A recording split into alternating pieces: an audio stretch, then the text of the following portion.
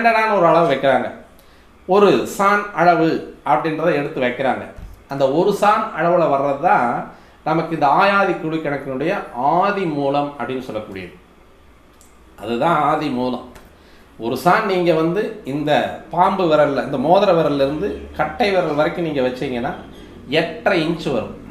அந்த 8.5 இன்ச் அப்படின்னு சொல்லக்கூடியது தான் உங்களுக்கு சரியான ஆயாதி குழி கணக்குக்கு வரக்கூடிய மூல அளவு அப்படின்னு சொல்லக்கூடியது.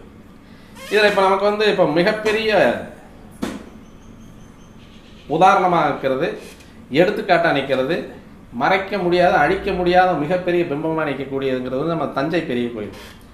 அதனுடைய ராஜ சிற்பி அப்படின்னு சொல்லக்கூடியவர் குஞ்சரமல்ல பெருந்தச்சன் அப்படின்னு சொல்லக்கூடியவர்.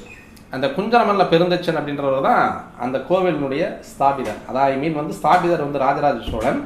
அந்த கோவிலினுடைய நிர்மாண அமைப்பு அப்படின்னு